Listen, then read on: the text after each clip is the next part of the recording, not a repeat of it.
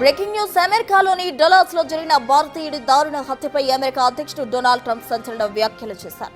ఇకపై వలస నేరస్తుల విషయంలో ట్రంప్ యంత్రాంగం సహించదని తెగేసి చెప్పారు. అమెరికాను సురక్షిత ప్రాంతంగా మారుస్తామన్నారు ట్రంప్.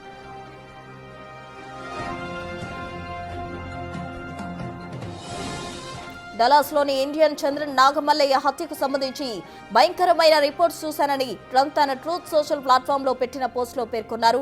నాగమల్లయ్యను అతని భార్య కొడుకు ముందే క్యూబాకు చెందిన మార్టినెస్ అనే ఒక అక్రమ వలసదారుడు దారుణంగా తలనరికి చంపడం దారుణమన్నారు.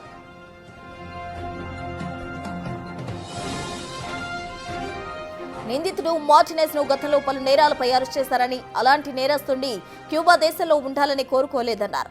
గత జో బైడెన్ పాలనలో నిందితుడు మార్టినెస్ అమెరికాలో తలదాచుకున్నాడని పోస్టులో ఆగ్రహం వ్యక్తం చేశారు. ఇలాంటి అక్రమ వలస నేరస్తుల విషయంలో ఇక సహించేదే లేదన్నారు ట్రంప్.